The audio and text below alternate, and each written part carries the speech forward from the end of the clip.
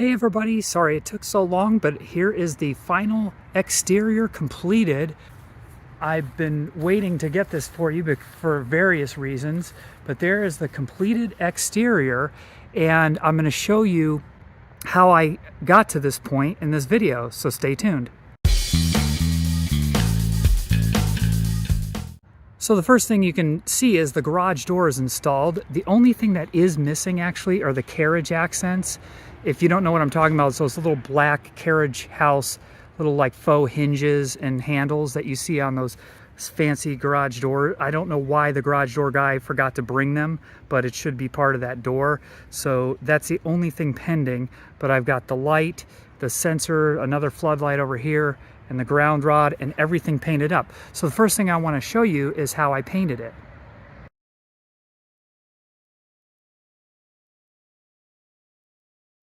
I'm still waiting on the garage door, and the problem with that is I can't have the original permit for the build of this garage closed out until that garage door is installed, because that is part of the scope of that permit, unfortunately. So I'm not allowed to continue with all the other work. Like I want to, frame out the ceiling, do some electrical work, drywall, all that stuff. That has to hold off because I have to get the final permit closed out and handed over to me before I do that. Otherwise, the inspector is going to see a bunch of stuff and it'll raise eyebrows. So I've got to wait on that, and I don't like to wait. The only task I'm able to do, which wouldn't raise any eyebrows for the permit, is painting the exterior. So that's what I'm going to do this weekend. And unfortunately, my painter, my friend Jeff, is not available this weekend, but what I figured I'd do is get started on the painting. And since I'm not good at painting and I don't really like it, this is what I'm going to do. I've got some Sherwin-Williams Duration. It's pretty high quality exterior grade paint. I'm not going to do any priming because all this smart siding is pre-primed. And so all I'm going to do is take a bucket of rags and a clean water and just wipe it all down and then shoot it. I'm going to shoot it with this thing that I've had. I think my parents gave this to me when they used it on one project. I've used it a couple times. A consumer grade, pretty light duty painter. Oh, no, I'm sorry, it says heavy duty. My bad, this is totally pro grade. No, I'm going to try to use that to spray.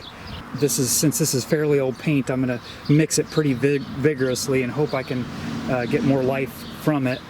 And as you can see, I've already masked out the windows automotive style, and I'm ready to go. Before we get into the spray painting, let me show you what I'm painting and how it was installed. This is LP Smart Side. It's an 8-inch engineered wood product that is lap installed similar to cedar wood siding. On the back, it kind of looks like OSB, which is a glued and pressed wood product, and it resists rotting and insects.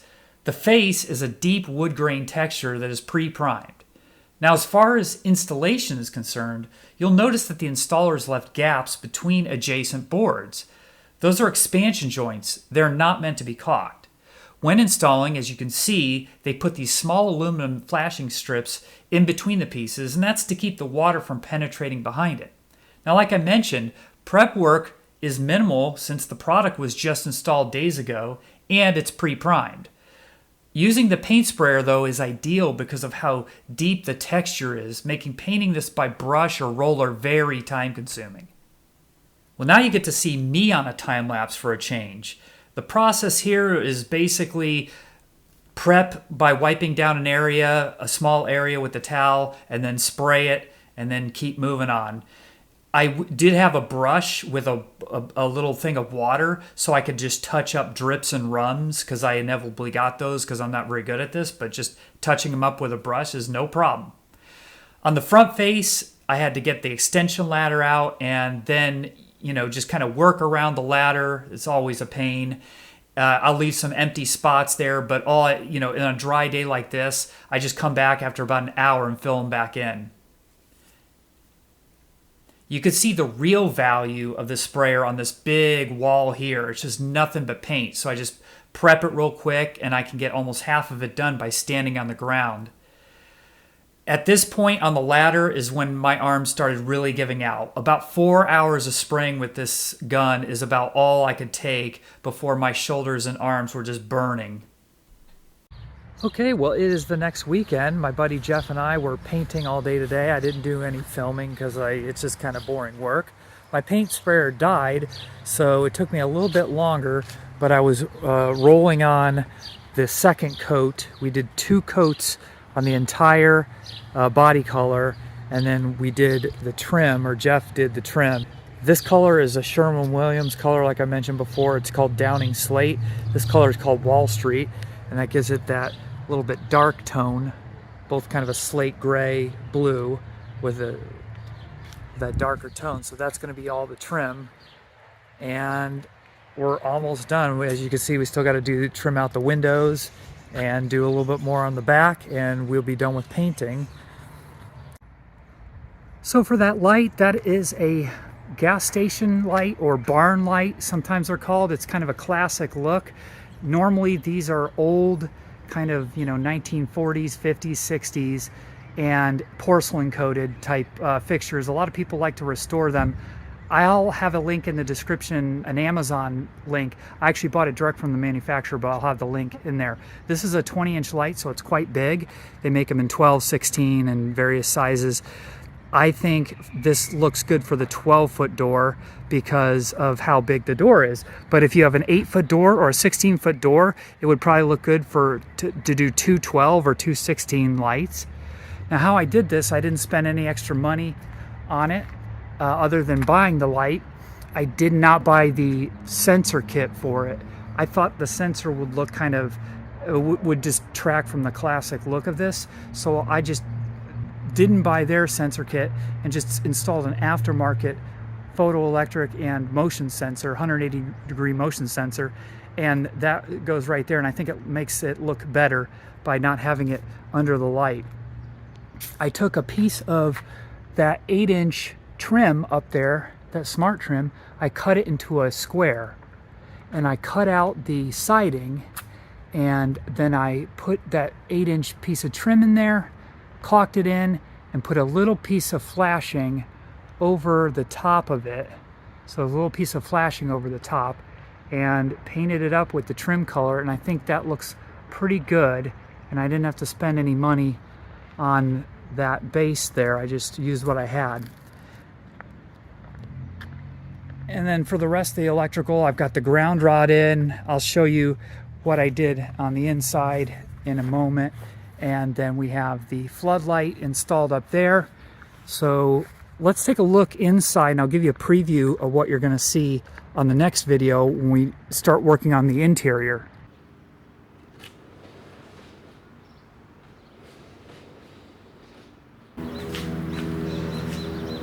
Starting with here, electrical stuff, all my tools.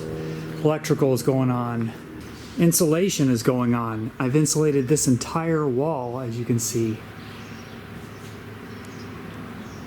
We've got construction tools and framing. We've got some 2x4s and stuff like that. What that's going to be is I've already started adding more beams. So now I have, instead of just one ceiling joist every 48 inches, there's one in the middle there I've added. That, so now I have 24 inches on center. I'll be adding blocking going this way. So I've got a lot more 2x6 to cut up, add more blocking in there.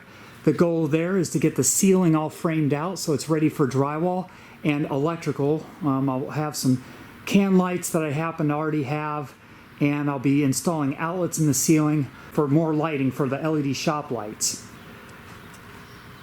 The garage door opener, this is the one that was on my previous garage. This is a standard track style chain drive unit. I was going to use this. Notice that the garage door has the high lift setup on it, so it's, instead of going 8 foot up, it's going about 10.5 feet up, but it's still not to the top of the ceiling. And if I use this unit, it would still be blocking a little bit of this area here. I decided against it. I'm just going to go ahead and clean that up and sell it. So what I decided to do was get a jack shaft style garage door opener unit. If you're not familiar with that, and I'll show you in a minute, a chain drive will pick the garage door up from here and pull it back from the top. A jack shaft unit, and I have it installed, it's just not really all hooked up yet, and all of the sensors hooked up. It actually has that little motor inside there that actually directly bolts on to the spring shaft, and it will directly just crank on that spring shaft to bring the garage door up and down. It's seems like a little more efficient, a little more quiet because it doesn't have that chain, and it's very compact, and it just sits up there in the front there and doesn't get in the way. So that is also underway. As you can see, I'm running electrical switches and things like that. So that is on the way, and that will be the next video. Is probably what I'll do is cut the next video at the point where I'm ready for drywall, and I've got all the electrical and framing and insulation already done. So that'll be in the next few weeks, and I look forward to showing that to you. Until then, talk to you later.